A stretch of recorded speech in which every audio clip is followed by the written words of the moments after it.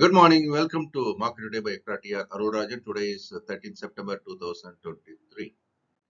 இன்னையோட pre market இன்ஃபர்மேஷனை பார்க்கலாம். நேற்றுக்கு முடிஞ்ச அமெரிக்க சந்தையானது சற்றே வலிமை குன்றிய அப்படிங்கிறத நம்ம பார்க்கிறோம். Tau Jones -0.15, S&P 500 -0.57 and Nasdaq -1.04. நேற்றுக்கு வலிமையா இருக்கின்ற ஐடி ஸ்டாக்ஸுக்கு இன்னைக்கு ஒரு சோதனை காலம் வருமா அப்படின்றதையும் நம்ம பார்க்கலாம். ஆசிய சந்தைகள் அப்படின்னு பாத்தீங்கன்னா அவையும் பெரும்பான்மையான சந்தைகள் எல்லாம் இறங்கி துவங்கி தற்போது இறங்கிய வியாபாரமாகி வருகிறது.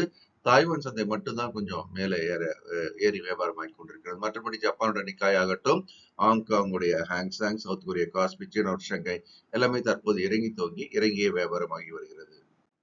நம்மளுடைய நிப்டி கிஃப்ட் நிப்டின்ற பேர்ல வியாபாரம் ஆகுது இல்லையா? ஸோ அது வந்து ஏறக்குறைய நேற்றுக்கு எங்க முடிஞ்சதோ அதுக்கு அருகாமையில் தான் தற்போது வியாபாரமாகி வருகிறது. அதனால நம்ம இப்போதைக்கு என்ன பண்றோம், இட்ஸ் அ ஃபிளாட் ஓப்பனிங் அப்படின்றத நம்ம சொல்றோம். ஸோ நிப்டியை பொறுத்த வரைக்கும் மேல இப்போ 20,000 அந்த எல்லையை வந்து உடைப்பதற்கான எல்லா முயற்சி எடுத்துட்டு இருந்ததை பார்க்குறோம். உடைச்சாச்சு. அதை தக்க வைக்குமா அப்படின்றதா இப்போ பெரிய சோதனை காலமா பார்க்குறோம். அதை உடைச்சு திரும்ப மேலே ஏறினா நம்ம 20,550 என்பது அடுத்த முக்கிய தடைநிலையா பார்க்கணும். இப்போதைக்கு அந்த 20,100 என்பதை தொடர்ந்து டெஸ்ட் பண்ணிட்டு இருக்கோம். அதை வந்து தாண்டி மேல உட்காரணும். எஃப்ஐஸோட செல்லிங் ஒருவேளை தொடர்ந்தால் அது வந்து தற்போதைக்கு அது இறங்கும் முகமாக மாறுவதற்கு வாய்ப்பு இருக்கிறது. அதே மாதிரி கீழே 19,700 அப்படின்றது முக்கியமான ஆதரவுல இங்க வந்தா பவுன்ஸ் ஆகிறதுக்கான வாய்ப்பும் அதிகமாக இருக்கு. நிப்டி பேங்க் அந்த ரேஞ்ச் அப்படின்றதும் நம்ம கொஞ்சம் அட்ஜஸ்ட் பண்ணி போட்டிருக்கோம் இல்லையா? 44,800 சப்போர்ட் ஆகும், 46,500. நேற்றுக்கு நிப்டி பேங்க்ன்றது நிப்டியை விட கொஞ்சம் வலிமை கொண்டு வியாபாரமானது பார்க்குறோம். இன்னைக்கு வீக்லி எக்ஸ்பைரி அப்படின்னால நிறைய வாலட்டாலிட்டி எதிர்பார்க்கலாம். இருந்தாலும் ரேஞ்ச் அப்படின்றது ஒரு short term to medium term ரேஞ்சா இந்த ரேஞ்ச் எடுத்துக்கலாம். மேக்ரோ எக்கனாமிக்கல் ஃபேக்டர்ஸ் அப்படின்னு நம்ம பார்க்கும்போது யூஎஸோட 10-year பாண்ட் ஈல்ட் 4.3ல இருக்கு. Dollar index 104.68. ஸோ சிறிய மாற்றம், பட் இருந்தாலும் சந்தைக்கு எதிரான மாற்றம் பார்க்குறோம். பிரெண்ட் குரூட் தொடர்ந்து ஏறுமுகமாக இருக்கு. $92 பெர் பேரல். அதாவது சில வாரங்களுக்கு முன்பாக $74 பார்த்தோம். இது மிகப்பெரிய வலிமையான ஏற்றம் அப்படின்றது நம்ம கணக்கில் கொள்ள வேண்டும். இது இந்திய பொருளாதாரத்துக்கு பெரிய பாதிப்பை கூட ஏற்படுத்துவதற்கான வாய்ப்பும் உண்டு. ஏன்னா நம்ம அதிக அளவில் இம்போர்ட் பண்றது.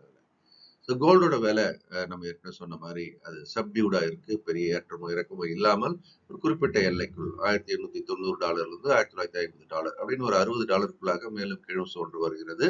அதுவும் மெல்ல மெல்ல தான், ஒரு நாளைக்கு $8 $10 இந்த மாதிரியான மாற்றத்தில் மட்டுமே இருந்து வருகிறது. யூஎஸ்டி ஐஎன்ஆர் இந்த 83 தாண்டி உடைச்சு அது வந்து வலிமை குன்ற ஆரம்பிச்சதை பார்த்தோம். மீண்டும் இப்ப என்ன பண்ணிருக்கு, 83க்கு உள்ள முடிஞ்சிருக்குன்றது இந்தியாவுக்கு நல்லது, சாதகமான ஒரு அம்சம். அதனால இப்போதைக்கு அப்படின்னு பார்த்தீங்கன்னா ஒரு 10 பைசா போல ஒரு ரூபாய் ஏறி டாலர் குறைஞ்சிருக்கிறது பார்க்குறோம். ஸோ இப்போதைக்கு 82.92 யூஎஸ்டி ஐஎன்ஆர். ஸோ இது இன்னும் வந்து வலிமை பெற்றால், ரூபாய் வலிமை பெற்றால் பொருளாதாரத்துக்கு நல்லது.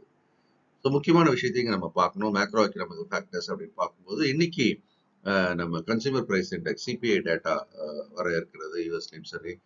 ஸோ இந்தியாவுக்கும் நமக்கு வந்து வர வேண்டிய இந்த டேட்டா இருக்கு. ஸோ இந்த டேட்டாலாம் எந்த மாதிரியான தகவலை நமக்கு சொல்லுது அப்படின்றத நம்ம பார்க்கலாம். ஏற்கனவே பார்க்கும்போது இந்தியாவை பொறுத்த வரைக்கும் சிபிஐ பணவீக்க எண்கள் அப்படின்றது மிகப்பெரிய அளவில் ஏற்றத்தை கண்டிருக்கிறது பார்க்குறோம். அதனால படிப்படியா இனிமேல் சிபிஐ டேட்டா பார்த்த பிறகுதான் அது குறைய ஆரம்பித்தால் அதன் பிறகு மற்ற மேக்ரோ எக்கனாமிக்கல் ஃபேக்டர்ஸ், அதாவது வட்டி விகித உயர்த்துதல் போன்ற விஷயங்களுக்கு உண்டான நிலைப்பாடுகள் தெரிய வரும். எஃப்ஐஐஸ் என்று சொல்லக்கூடிய ஃபாரின் இன்ஸ்டிடியூஷன் இன்வெஸ்டர்ஸ் நடுவில் கொஞ்சம் வாங்குறவங்களாக மாறினாங்க. அதனால தான் 20,000 தொட்டது நிஃப்டி. ஆனால் மீண்டும் அவர்கள் விற்பவர்களாக மாறி இருக்கிறார்கள். இருந்தாலும் இன்னமும் அவங்களுடைய பையிங் அப்படின்றது 50% மேலே தான் இருக்கிறத நம்ம பார்க்குறோம். லாங் பொசிஷன், ஷார்ட் பொசிஷன் அப்படின்றது 50% குறைவாக தான் இருக்குது. அதனால அது இன்னும் கொஞ்சம் ஆறுதலான விஷயமாக நம்ம எடுத்துக்கொள்ளலாம். Live market analysis LMA program அப்படின்றது நம்ம ஆரம்பிச்சிருக்கோம். நிஃப்டி அண்ட் பேங்க் நிஃப்டியில் ஒவ்வொரு நாளும் காலையில் 11 மணிக்கு நம்ம என்ன விதமான வாய்ப்புகள் இருக்குது அப்படின்றத வாங்குவதற்கும் இல்லை ஷார்ட் பண்ணுறதுக்கும் வாய்ப்புகள் அலசுறோம். இது வந்து ஒரு ஃபீ பேஸ்ட் ப்ரோக்ராம். 499 கேண்டில் ஃபார்மேஷன் அப்படின்னு பார்க்கும்போது நேற்றுக்கு வந்து ஒரு பியர் கேண்டில் ஃபார்மேஷன் வந்திருக்கு. ஆனால் இந்த பியர் கேண்டில் ஃபார்மேஷன் அப்படின்றது வந்து முழுசுமா நமக்கு வந்து செல்லருக்குள்ள வந்துட்டாங்கன்னு சொல்ல முடியுமா அப்படின்னா இப்போதைக்கு அப்படி சொல்ல முடியல. இன்னொரு பியர் கேண்டில் வந்தால் தான் நம்ம அதை கன்ஃபார்ம் பண்ண முடியும். இருந்தாலும் இப்போதைக்கு இந்த ஏற்றம் தடுக்கப்பட்டிருப்பதாக நம்ம எடுத்துக்கொள்ளலாம். ஸோ அந்த ஏற்றம் தடுக்கப்பட்டது என்பது தற்காலிகமா? இல்ல இன்னைக்கு ஒரு புல் கேண்டில் வந்தது அப்படின்னு சொன்னா, இந்த இறக்கம் நல்லிஃபை செய்யப்படும். அப்புறம் மீண்டும் இந்த ஏற்றம் தொடரலாம்.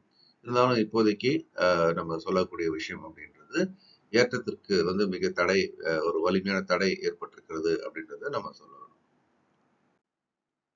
இந்த வீடியோ உங்களுக்கு பிடிச்சிருக்கும்னு நம்புறேன். லைக் பண்ணி ஷேர் பண்ணுங்க. உங்க கமெண்ட்ஸையும் போடுங்க. இந்த நாளும் இனிமையான நாளாக இருக்க என்னை மனமார்ந்த வாழ்த்துக்கள். இந்த வீடியோ உங்களுக்கு பிடிச்சிருக்கும்னு நம்புறேன். நீங்களும் லைக் பண்ணி ஷேர் பண்ணுங்க. உங்களுடைய கமெண்ட்ஸையும் போடுங்க. இந்த நாளும் இனிமையான நாளாக இருக்க என்னுடைய மனமார்ந்த வாழ்த்துக்கள். இந்த வீடியோ உங்களுக்கு பிடிச்சிருக்கும்னு நம்புறேன். நீங்களும் லைக் பண்ணி ஷேர் பண்ணுங்க. உங்களுடைய கமெண்ட்ஸையும் போடுங்க. இந்த நாளும் இனிமையான நாளாக இருக்க என்னுடைய மனமார்ந்த வாழ்த்துக்கள்.